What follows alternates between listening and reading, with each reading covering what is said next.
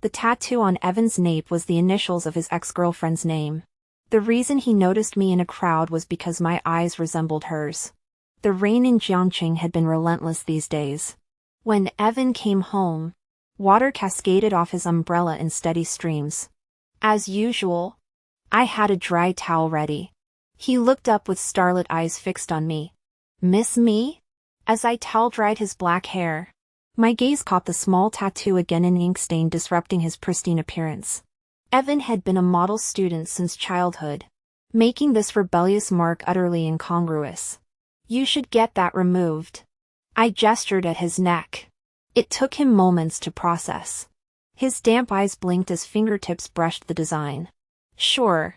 Whatever. So, did you miss me, babe?" He rerouted the conversation effortlessly. "No." The lie tasted bitter. He chuckled, crescent eyes crinkling, and kissed my forehead before heading to the shower. I stared at his retreating figure, remembering what his classmate told me this afternoon, how Evan's ex had once attempted suicide for him. "What's on your mind?" Warm breath fogged my ear as teeth grazed my lobe. "Stop that." My protest drowned in hairdryer noise. Evan stood shirtless, smirk plastered across his face. My eyes betrayed me, lingering on the tattoo. "When did you get it?" The dryer roared. He glanced over but stayed silent. I said, "When did you get this tattoo?" I shouted. He switched off the appliance. "Your parents' mind-body art? I'll remove it before Sunday." We were at the meet the parents stage. But that wasn't my concern. "You're acting weird." Lemon-scented arms encircled me from behind, masking his usual faint tobacco scent. He'd never smoked around me, knowing I hated it.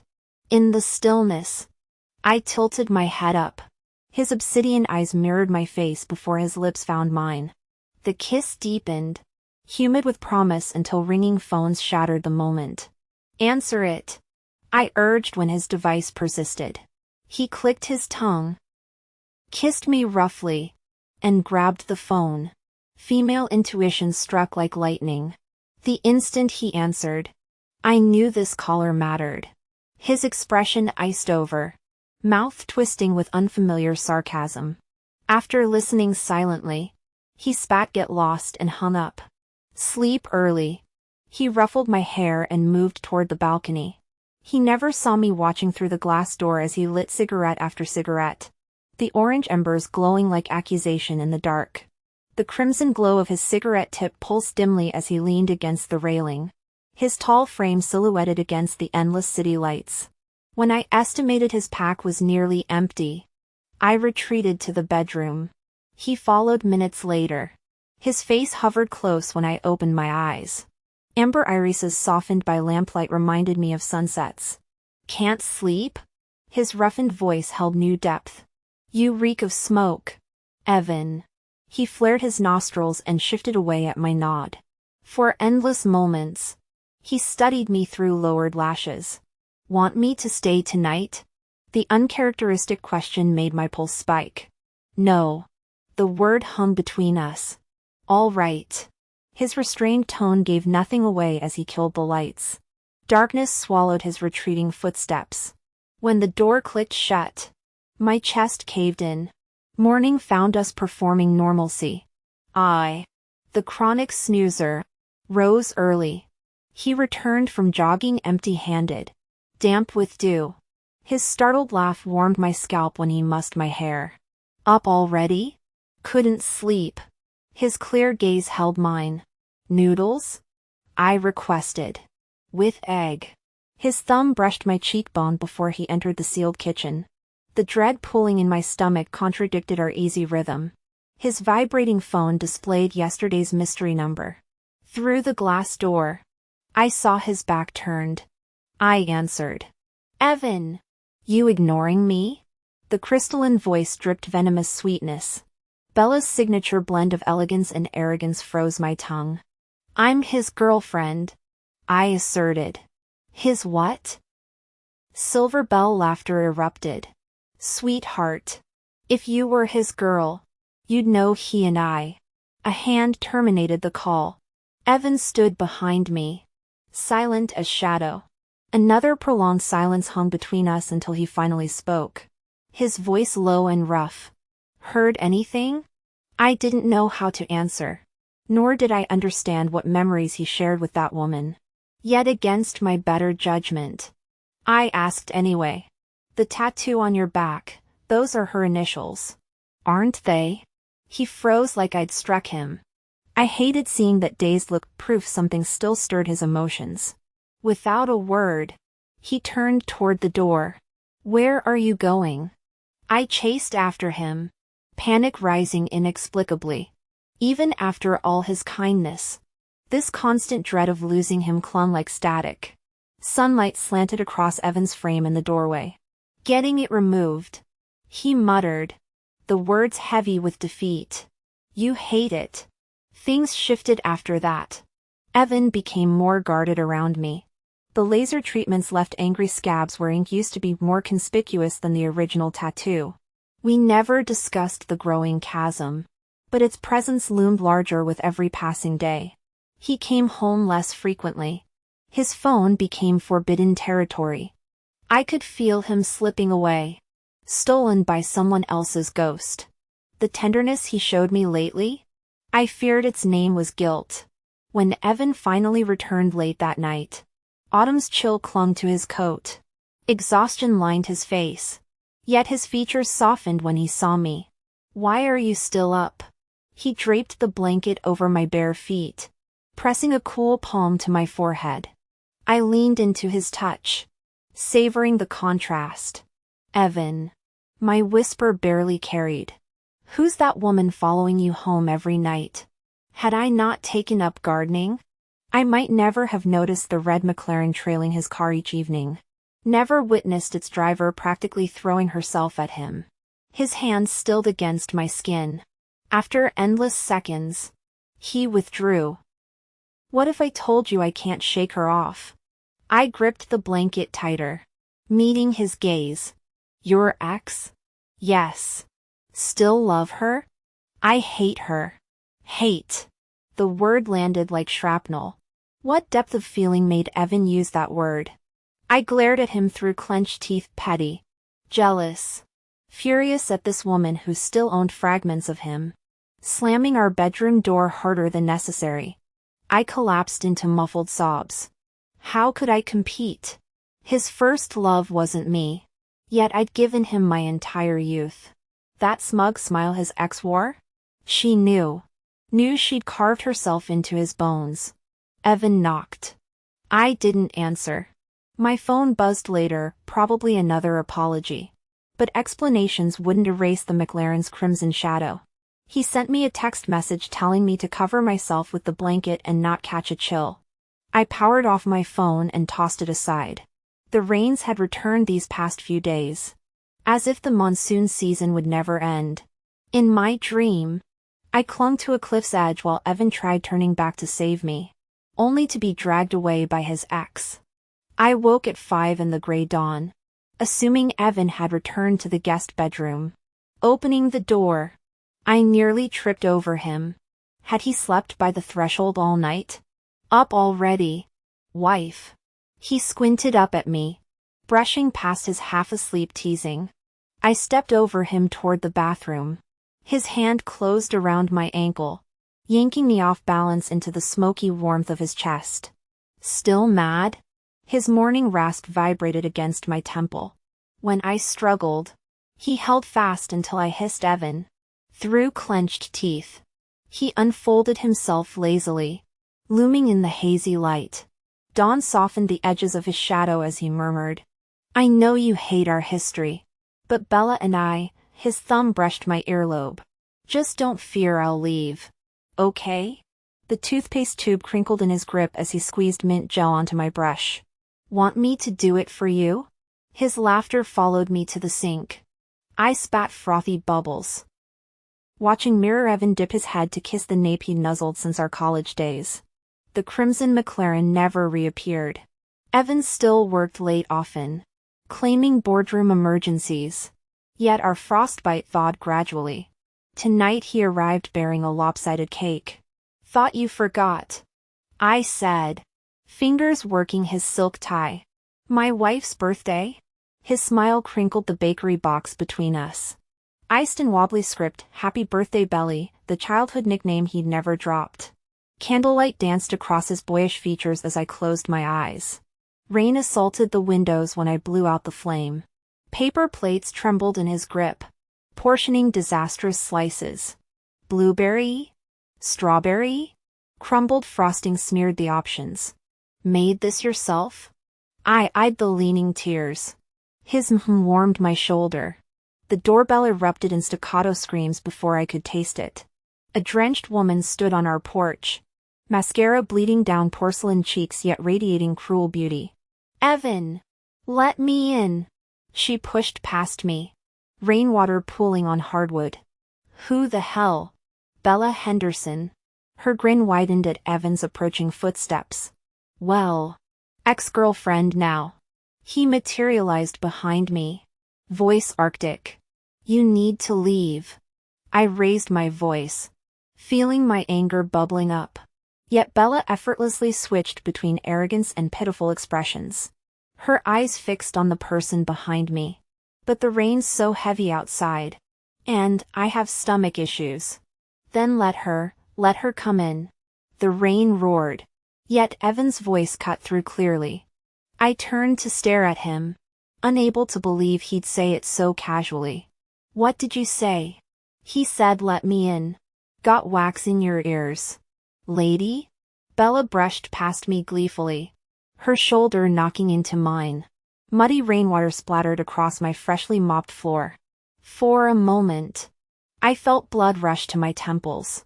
Why should she get to come in? My attempted shout came out trembling, edged with tears.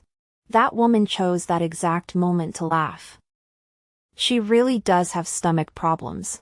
Can't get soaked. The dim lighting hid Evan's expression, but his motionless stance spoke volumes. She's always been delicate. Just think of it as sheltering an innocent stranger. Okay? His allegiance couldn't be clearer. My mouth opened soundlessly. The rain outside seemed to intensify, bitter realization choking me until Bella's triumphant smirk reignited my fury. I stared at Evan, really stared, as faint window light caught his downcast eyes. No retreat. No remorse. Of course. Even after all these years apart, he'd still choose her. Fine. Since I'm healthy, I'll go stand in the rain. I bit out each word like shrapnel. That's how I found myself bolting into the downpour. His shout chased me, quickly drowned by Bella's shrill "Don't let him leave." Raindrops stung my skin, autumn wind funneling icy streams down my collar. I halted under blurred streetlights. He hadn't followed. The uneaten birthday cake flashed through my mind, perfect. Really. He and Bella could split it. A department store's massive screen showed wedding photo shoot bloopers above me. A drenched groom in a soaked tux ran through rain shouting "I love you," while his bride laughed from shelter. Stop embarrassing us. I wiped my face numbly, sinking to the curb. Great heaving sobs tore through me. We all walk alone in this world. I thought finding Evan meant never being vulnerable again. Turns out, I was never the one worth fighting for. My phone buzzed endlessly in my pocket. When I finally stood, the world tilted violently, retching against a brick wall. I shivered through aftershocks of self-inflicted punishment. Adults learn too late, there's no victory in self-destruction. The ER waiting room hummed with midnight chaos. A nurse pressed a towel into my hands as gurneys rushed past. Why does it always feel like hospitals hold more raw humanity than anywhere else? Maybe it's the code blue alarms, or the sudden wails from curtained bays. My throat tightened. Why am I always alone? Why wasn't I enough? How could he stand there, my boyfriend, shielding another woman? I must have cried myself to sleep. When I woke, the 4 bags still dripped. The figure at my bedside took shape slowly. Running a fever? Evan reached for my forehead. I jerked away. Why are you here? He didn't answer. shadowed eyes unreadable. The paper I snatched from him crinkled, Bella's name glaring under diagnosis, gastric hemorrhage. Ah. So Mr. Miller's here with his ex. I handed the report back to him, barely suppressing the urge to crumple the paper. Go be with your ex-girlfriend then. What did you call me? Evan stood motionless before me, his voice strained. It was the first time I'd seen him flustered. Say it again? I met his gaze and enunciated every syllable. Mr. Miller. Now she can officially become your current girlfriend. What do you mean? His hands twitched toward my shoulders but froze midair when they brushed the swaying bag. I envied how his eyes still shone bright, how even now, when he wanted to keep me, he still could. Let's break up. The words surprised even me. No. Perhaps I'd imagined this moment countless times since that phone call, sensing invisible shifts during those endless nights tending my new hyacinth plant. I'd known he was slipping away, destined to be reclaimed by the woman who could unravel him with a single sentence. Not me. I'd simply lingered too long, letting him mistake familiarity for love. I won't break up with you, he murmured, lashes lowered as if I alone existed in his world. The illusion was dangerously seductive, as was the lingering warmth of his touch. But Evan. I pulled out the 4-needle, pressing the tape against my skin. I came to the hospital alone today. You came here with her. While packing for my hometown trip during annual leave, I chose a day he'd be absent to sneak back to our old apartment. Though I'd blocked him everywhere, fate loved proving me wrong. Struggling with the giant teddy bear a friend gave me toward the door, strong hands suddenly lifted the burden. Where are you going? Evan leaned against the doorway, eyes fathomless. New rental. Roommates? Yes. Utilities included? Yes. Landlord decent? Fine. How many tenants? Any males?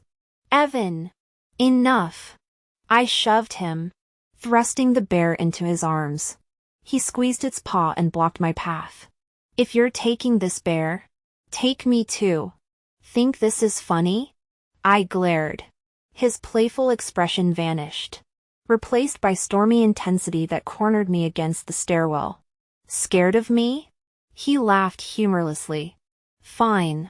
I'm scared. This time I held his gaze. Yes. I don't know your epic love story with her. All that poetic hatred you described? You still hate her. How considerate of Evan. Hating her so much yet still sending her to the hospital. What about me? Remember when you went on that business trip to Linzhou? I had acute gastroenteritis and took myself to the ER by taxi. I didn't dare tell you because you were busy with work, God forbid you'd actually rush back for me. And what did my consideration earn me? You driving her to the hospital overnight? Letting her into our home because you feared she'd get caught in the rain? She's delicate while I'm built like a tank. Right? I tried forcing a smile but my facial muscles refused. My voice cracked long before finishing, that's me. Always recovering from rainstorms and sniffles by morning. Who needs your concern anyway? Didn't get to taste that birthday cake either. Perfect, you can bake it for Bella next year. Just change the name on the frosting. Hope you'll do better. More. Enough. He slams me against the wall. I brace for impact. But his palm cushions my skull. When he leans in for a kiss, I twist away. His breath hovers millimeters from my lips, familiar warmth I can no longer crave. Yes. I'm petty. Can't stomach being second best in his heart. Whether you call it jealousy or self-respect. His storm cloud eyes lock onto mine, jaw clenched with inexplicable fury. I don't want to hear this. The words drop like stones as his grip tightens on my wrist. Return the rent money. That gravelly tone, part suppressed rage, part coaxing, makes my skin crawl. Please? No. Evan. The silence stretches before I find my voice. Shoving him off. I'm surprised when he releases me. Prideful man that he is. This single attempt at reconciliation probably cost him dearly. But some stains won't scrub clean. Like that faded tattoo on his nape, permanent reminders of Bella's claim. I notice. I remember. That's all. The cobblestone path clatters under my suitcase as I drag it through misty hometown alleys. Look who's back. Dan's blaring TV narrates some absurd family drama. He looks up. Startled. As I storm past to collapse on sun-dried sheets, still laundered weekly despite my rare visits. These past days crashing on friends' couches, the unexplained bank deposit I immediately returned, nightmares where his arms feel like home until 3 a.m. jolts me awake. Loving Evan became muscle memory. But muscle can atrophy. We'd picked China patterns before ending it. Every thought of Bella still makes my blood boil. Sunset here bleeds wider across the sky than city horizons allow. I wake to golden light fractured by maple shadows. Autumn wind carrying dinner scents from neighboring kitchens. Eating? Dan knocks. At the table. Steamed base glistens beside my childhood favorites. Last fish at the market. He boasts. Tipping bourbon towards invisible companions. I'm mouthful rice. Mumbling around chopsticks, the doctor said lay off liquor. Your liver. Since when do you mother me? His glass clinks down. Why'd you really come home? Kid? The maple syrup glaze on the pork ribs suddenly demands intense scrutiny. Can't a daughter visit? He snorts, letting the lie hang between us like cigarette smoke. Come on. You wouldn't fly back just to see this old man without good reason. Got fired? No. Fight with friends? No. Breakup? I froze, stuffing fish into my mouth. Evan had actually visited my hometown with me before. Though Dan never met him. I could still picture that clear-eyed teenager smiling beneath the gray courtyard walls. Promising to marry me someday with a proper local banquet. Dan probably guessed most of it. But relationships were the one topic he couldn't grasp. So he switched subjects. My eyes have been blurry lately, grading papers is getting tough. He tapped his chopsticks near his temple. Keep dreaming about your mom too. All pale and dusty. Saying she'll take me with her. Mom died during my high school years. And Dan's always mourned her in these bizarre ways. We agreed I'd drive him to school during my vacation instead of him biking alone. Days I wandered town. Then hung around Dan's elementary school after 3 p.m. Soon I became buddies with the rowdy kids who'd spin wild tales about dragon warriors saving the world. Just as I finally pieced together their favorite cartoons plot from their chatter. One boy suddenly shouted, "Miss. That big brother's been staring at you." Following his finger. I saw Evan Miller leaning against the camphor tree. Hands in pockets. Watching silently. Never thought he'd track me here. I assumed we were done forever. Rust flaked off the school's iron railings as Evan approached. Tension lining his face. His hands kept twitching toward his pockets, craving cigarettes. I bet, but he never lit up. I missed you. He rasped. Startling me with raw vulnerability. The sunset bled across the horizon as he continued, after you left, I went crazy. Threw out everything of yours. Still couldn't stop thinking about you. His pale eyes held their usual clarity. Evening wind stirred his bangs as he admitted, I never admit regrets. Except with you.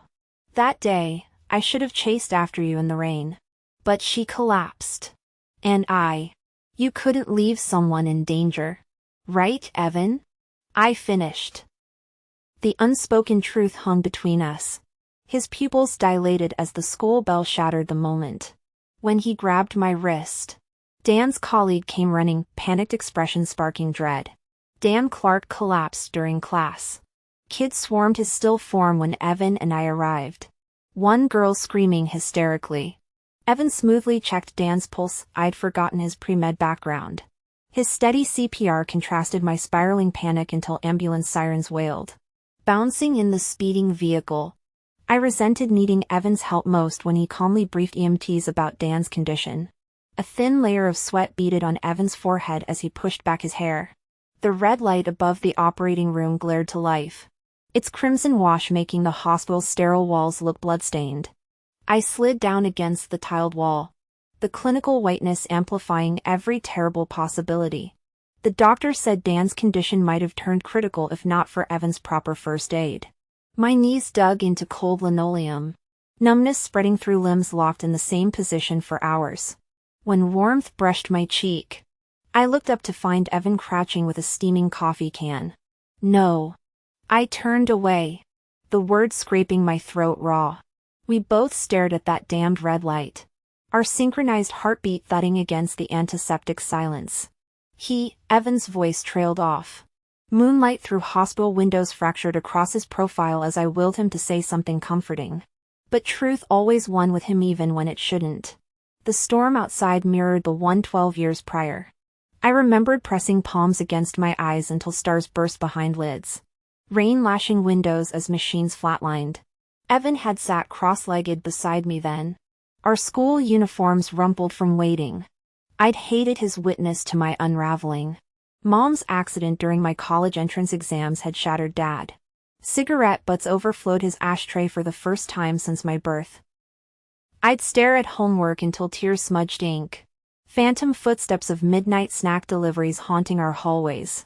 When teachers called about my plummeting grades, Dad emerged from his smoke-filled room like a ghost, suddenly making breakfasts and quizzing me on calculus. Now Evan dragged me into the downpour. His lighter clicked, flame illuminating the hollows beneath his eyes as he pressed a cigarette between my lips. "You're insane," I spat when he yanked it away.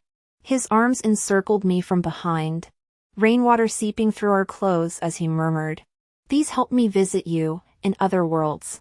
6 endless hours later, they wheeled Dan into ICU.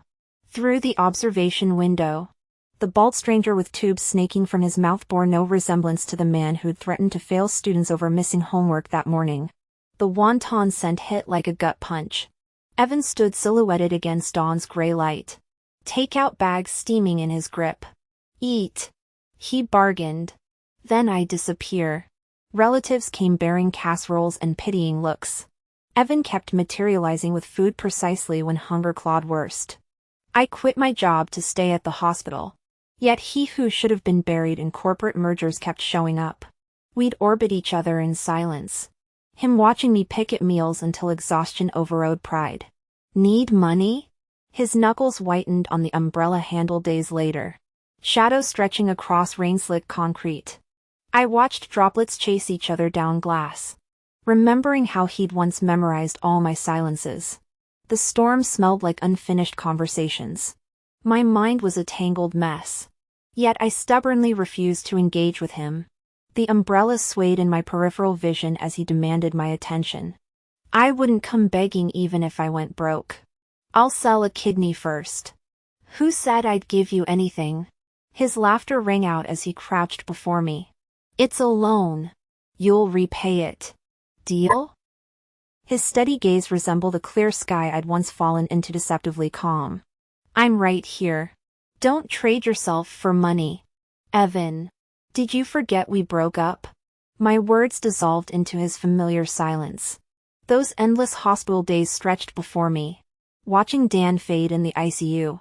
Machines beeped their grim countdown as doctors' faces grew graver. Once, the fruit knife's glint hypnotized me until a stranger's shout snapped me back to reality. Evan returned that evening, wordlessly securing all sharp objects.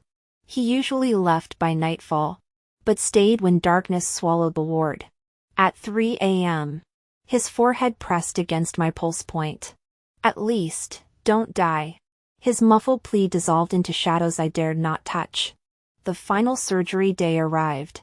No amount of screaming revived Dan. Perhaps he'd finally found Mom in his dreams. My racing heartbeat synchronized with the lights when my phone exploded with notifications. Some stranger claiming to be Bella's friend. "Belle hasn't eaten in 3 days since Evan abandoned her. Back off. Homewrecker. You're stealing what's rightfully hers." The texts came with photos Evan with unbuttoned collars, laughing recklessly with a girl who wasn't me. Neon-lit images showed versions of him I'd never known. "Your girlfriend's starving." I hurled my phone at him as he approached. "Go play chef for her." My fingernails dug into his shirt collar. Why now? My father's dying behind that door. The dam broke. 3 years of swallowing tears flooded out all those nights I'd hidden under blankets because he likes my smile. The truth crystallized. I'd always been the understudy to Bella's lead role. He'd combed cities for her, yet left me stranded in midnight downpours. Security removed him during my screaming meltdown. Later, the white sheet over Dan's face made everything else trivial. The monitors flatlined, taking my last anchor with them. The words before me blurred until I realized my trembling hands were clutching the acceptance letter. I'd imagined this moment countless times during those endless days when Dan lingered in ICU. Yet reality still felt like a betrayal. Numbly, I listened to the doctor's instructions. When asked about next of kin, I shook my head. They offered a final viewing, but I kept staring at the white shroud. I couldn't bear seeing his face again, the face that still haunted my mornings. Dewdrops clinging to his brows as he walked ahead through our misty town. Evan discreetly handled the funeral arrangements. Mourners came steadily. Dan had been respected as an educator. The reception duties kept me occupied until nightfall, when every shadow seemed to echo childhood memories, paper dragons soaring over wheat fields. His frugal habits broken only by my visits. That last fish dinner he'd claimed was leftover? I knew he'd rushed to the market. 4 days after Dan's passing, Evan appeared in his black trench coat. Our eyes met across the quiet funeral hall as dusk settled. My condolences. His velvet voice unraveled me. Get out. The town held its breath as his shadow engulfed me. Cry if you need to. His words, deliberate yet gentle, shattered my fragile composure. Dan's portrait showed his favorite photo, the one he'd proudly called about from the photographer's studio. Now frozen in monochrome, that cheerful voice lived only in my silenced phone. My breakdown came violently unexpected. Evan sat through it all until my tears turned to rage. You're just as terrible, I spat, only to be crushed against his chest. His unyielding grip held me as I smeared mascara on his lapel. When he finally released me, twilight glinted on the distant lake beyond his panicked gaze. If I'd caught you that day, would you hate me less? The rustling leaves answered for me. He smoothed my hair with trembling fingers. Are you really done with me? You ended us first, Evan. Years later, I built a corporate career through 3 cities. My healing measured in client negotiations and vodka tonics. Colleagues remarked how I'd transformed from hoodie-clad idealist to sleek pencil skirts. My laughter now polished like my promotion certificates.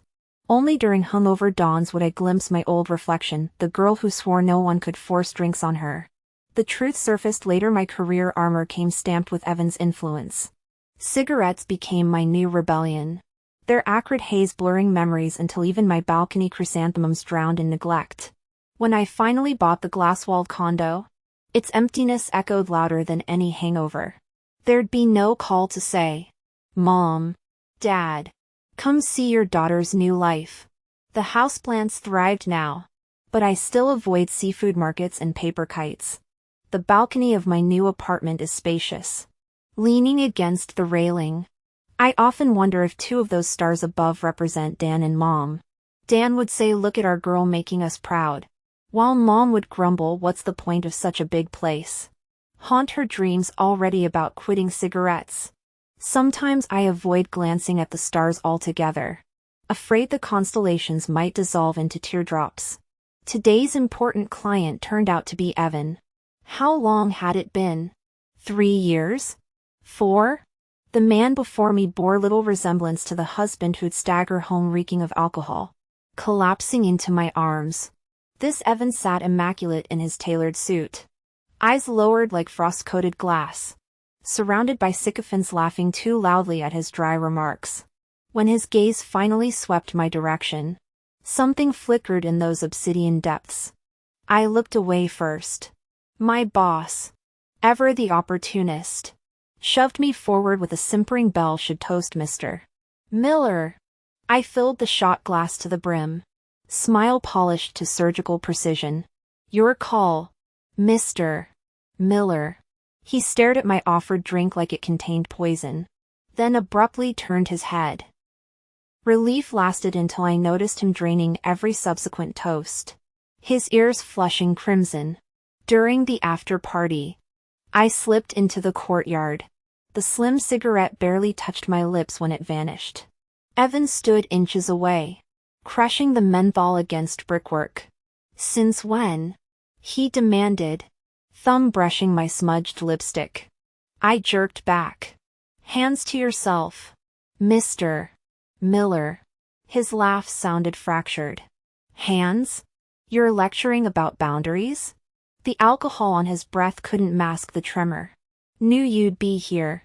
Planned this whole damn meeting." Calloused fingers grazed my cheek. "Should've protected you better. Should've." I shoved him. He didn't resist. Just stood there hollow-eyed as I fled. Weeks later, I found the origami swan in my bag, crisp stationery wrapped around a solitaire diamond. The date scribbled inside? My 18th birthday. He'd hidden it in our anniversary cake. That stormy night I ran from his proposal.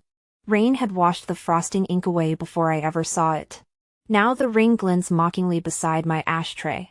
Some stars, it seems, keep burning long after their light dies.